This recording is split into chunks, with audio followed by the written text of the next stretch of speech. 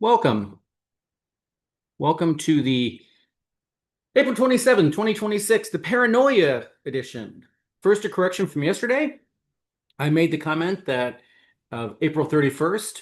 Obviously, April only has 30 days, so my apologies to anybody who left my video confused about how many days there are in April. I want to start out by saying that I had a great dinner last night with my friend Ahmed. Ahmed is a student that I first had back in 2009, so I've known him for a very long time. And I've kept in touch with him after he graduated. Very happy for him when he got married. Unfortunately, that marriage didn't work out, but we've remained friends and talked. We've talked continuously for years and years and years, and it was just great to see him. And I love Fuddruckers. I actually remember my first Fuddruckers, because we don't have them in Iowa, and I was on a trip to Illinois that I got to have Fuddruckers for the first time, and I have been a fan ever since. Also, on somewhat good news, I mentioned yesterday that Cujo has a new friend. Here is Colby checking Cujo out. He's considerably bigger than Cujo, but he seems to like Cujo. Um, and it over the past week, I've been thinking about Bloom County quite a bit, and this joke here of it's not Heimlich. Opus asks Steve Dallas, and Steve Dallas says no. Um, Yeah, I had the opportunity to meet him because he lived in Iowa City, and I met his fiance, I met the woman he was engaged to at a party, and Berkeley was there, and I just never talked to him, and I regret that. I really wish I'd had an opportunity to meet him. I wish I'd taken the opportunity. Some other just random notes. I love the fact that in preparing for the King to Come, they decided to roll out the welcome mat with producing the Australian flag, not the British flag. I find that humorous. I also want to salute the power of Tom Tillis, the retiring Republican senator from North Carolina. It is thanks to Tom Tillis that the charges against Fed Chair Jerome Powell have been dropped because Tom Tillis said he would not move forward with the nomination of the new guy until the charges were dropped. And so Trump backed down. I don't know why they didn't get more news than it got, but it's a pretty big deal that Trump backed down.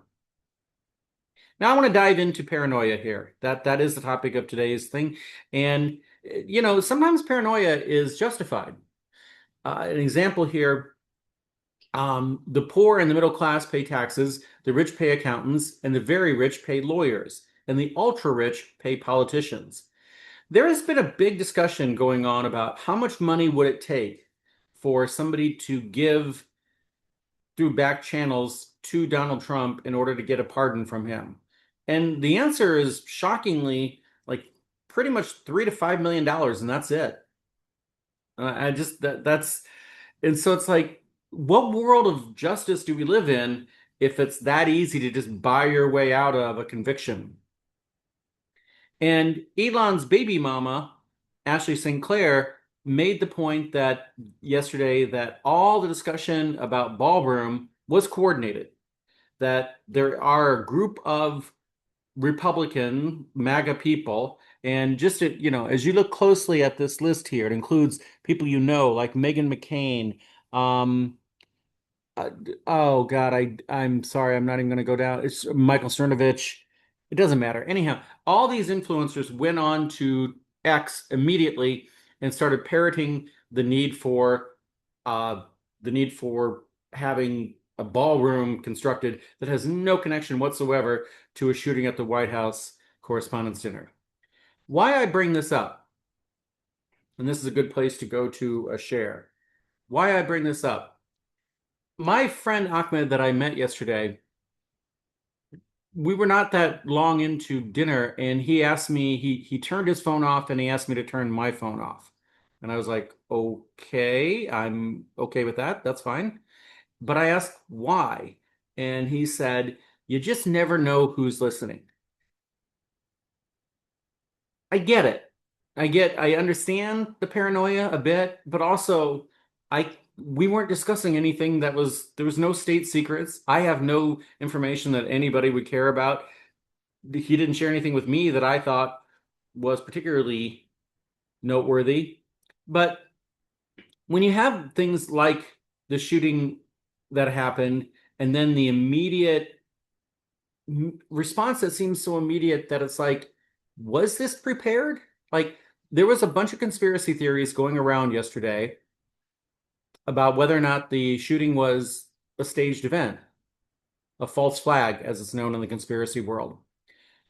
I doubt it was, but I can't say with certainty because you can't. We've now reached a level where it's like, hmm, I don't know. I'm glad the guy is alive because there will be interviews with him. We will find out more about him.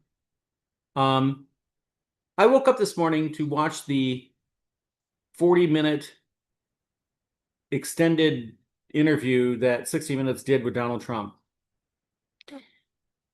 Nothing in that interview would, if you were a conspiracy theorist, you would leave that interview convinced that there was something behind it because the president had three talking points that he just repeated over and over again.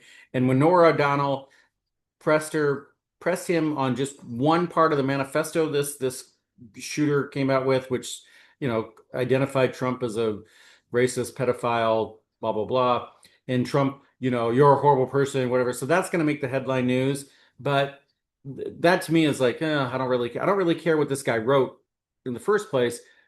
But anyhow,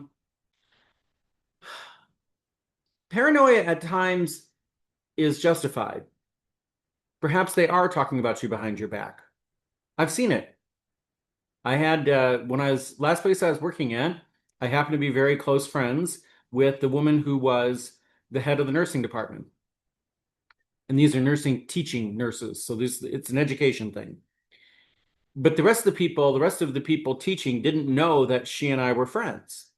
And so she would come in and talk to the fellow nursing teaching staff, and they'd have a good conversation, and then she'd leave, and the immediately the knives came out, and they were like, "Can you believe she said something that stupid?" and so forth, and I was like, "Whoa, wow." So Sarah had admitted to me that she felt paranoid, and I'm like, "Yeah, actually, you're justified to feel paranoid. These people are out to get you." The most recent example of paranoia that's very famous is Ronan Farrow. When he was investigating Harvey Weinstein, the whole start of the Me Too movement, he was being tracked. He was not only being tracked by private investigators hired by Harvey Weinstein, he was actually being tracked by agents of Mossad, which, if you want to get any conspiracy theory going here in the UAE, all you have to do is bring up Israeli intelligence. So there is a belief here in the UAE that Israeli intelligence runs everything. But Ronan Farrow was able to confirm that it was Israeli intelligence that was part of the group that was tracking him. He was able to confirm it. And for the record, I don't know Ronan's religion. I have no idea. I know at the time he was engaged to a Jewish guy, so I don't think he's particularly anti-Semitic, but here we are.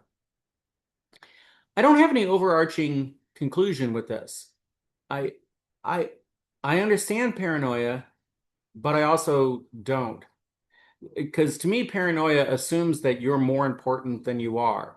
And I mean, no disrespect to Ahmed for our conversation yesterday, but we didn't need to shut our phones off.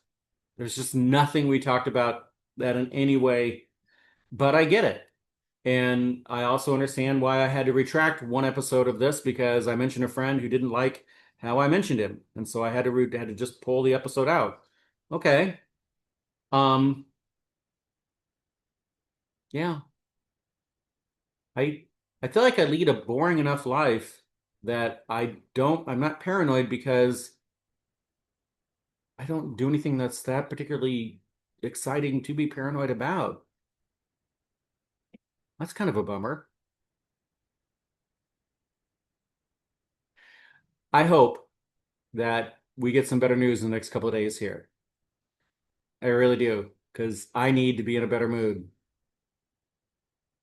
If you're a person who prays right now, please pray for somebody offering a home to a cat, because that cat's going to be in this apartment very soon, and I don't want to take antihistamine for the next however many weeks it takes to get this cat a new home and then fumigate out my apartment after it's done. So please say a prayer for Steph. On that note, see you tomorrow.